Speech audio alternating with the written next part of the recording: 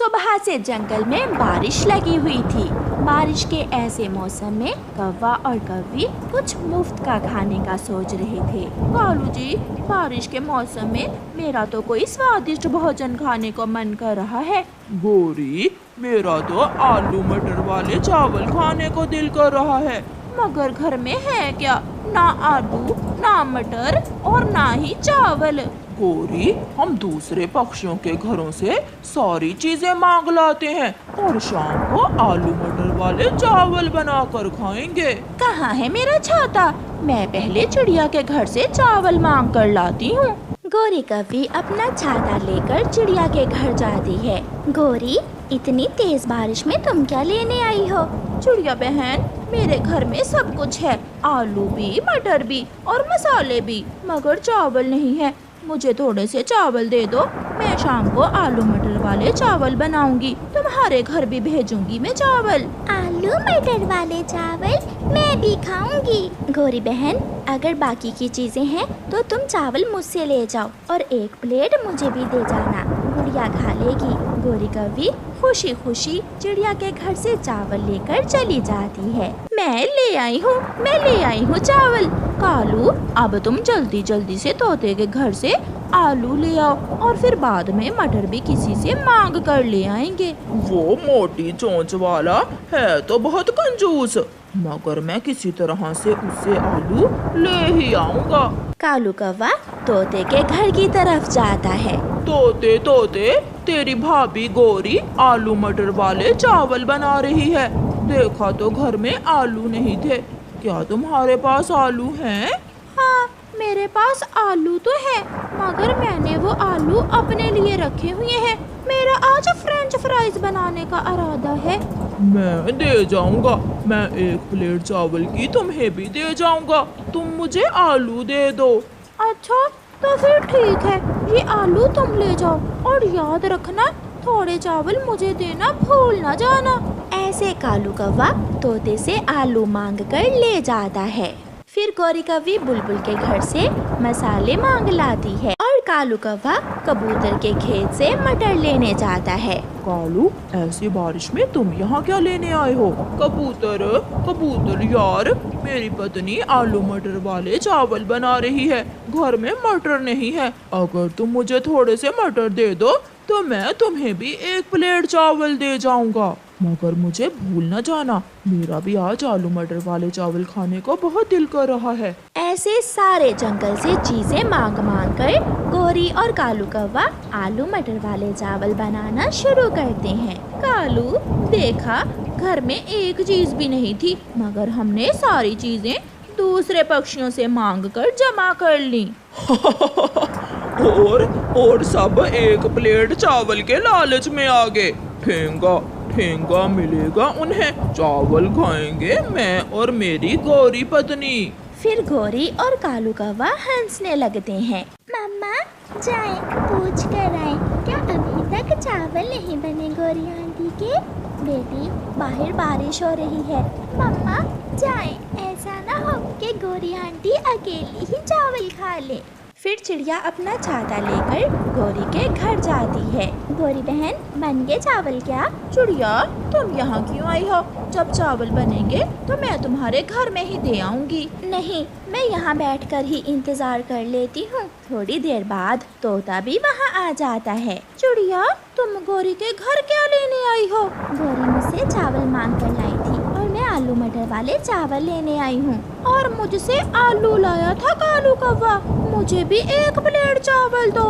हाँ चिड़िया, आलू भी खत्म हो गए थे, इसलिए तेरा भाई तोते से 2 आलू मांग कर ले आया था। उसी समय कबूतर भी वहाँ आ जाता है। और मटर मुझसे मांग कर लाए थे, ये बोलकर कि एक प्लेट चावल मुझे भी मिलेंगे। बुलबुल भी पहुँच जाती है। क्या बन गए चावल? मेरे मसाले की खुशबू तो दूर दूर तक जा रही है। बुलबुल, क्या मसाले तुमसे मांग कर लाई थी गोरी? चिड़िया, मैंने तो सोचा था कि सबके घरों से चीजें मांगकर आलू मटर वाले चावल बनाकर खाएंगे, मगर तुम सब तो यहाँ ही आ गए। अब ये चावल हम सब मिलकर खाएंगे। चावल बन जाते हैं जिस जिस की चीजें इन चावलों में है वो सब खाना शुरू करें। कौवा और कौवी पक्षियों का मुंह देखते रह जाते हैं और पक्षी मजे मजे से आलू मटर वाले चावल खाते हैं। प्यारे दोस्तों, इस कहानी को लाइक, अपने दोस्तों के साथ शेयर और चैनल को सब्सक्राइब करना बिल्कुल मत भूलना। आपका धन्यवाद। हलवाई मीठे लड्डू बना रहा था। कालू कौवा थोड़ी दूर एक पेड़ पर बैठा देख रहा था। किसी तरह मुझे ये मीठा मीठा लड्डू मिल जाए तो आज दिन ही बन जाए। ये इंसान कहीं इधर उधर भी तो नहीं जा रहा।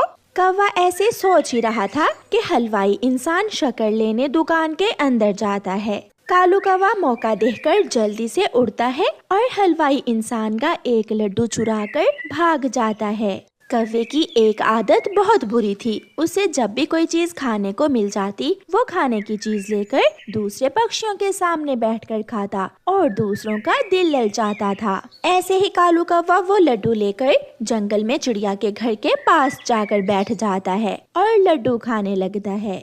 चिड़िया भी कालू कौवे को लड्डू खाता हुआ देख लेती है।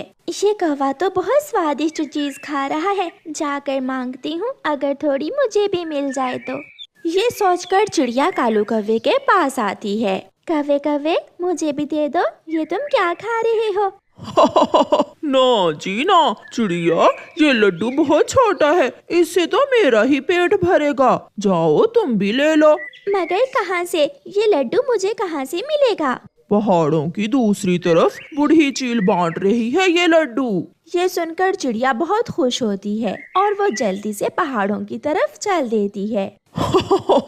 अब चिड़िया लड्डू नहीं खाएगी बल्कि वो बूढ़ी चील चिड़िया को ही खाएगी। कौवा हंसते हुए अपने घर चला जाता है।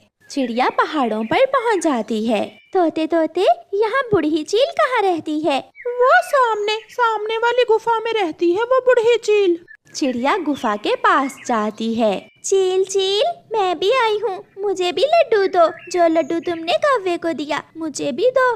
चील चील, मैं आई हूँ। चिड़िया। चील सो रही थी। चिड़िया की आवाज सुनकर चील की आंख खुल जाती है। ये कौन आ गया? मेरी सारी नींद खराब कर दी। गुस्से में चील गुफा से बाहर आती है। चिड़िया, क्यों शोर कर रही हो? मैं लड्डू लेने आई हूँ। मुझे कौवे ने बताया है कि तुम लड्डू बांट रही हो। तो तुम्हें लड्डू लेना है? आ जाओ, तुम अंदर आ जाओ। मगर पहले तुम मुझे बताओ, तुम मुझे कोई नुकसान तो नहीं पहुँचाओगी?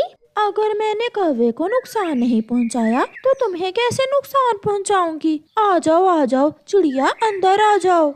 चिड़िया जैसे ही गुफा के अंदर जाने लगती है तो उसे अपनी माँ की बात याद आ जाती है।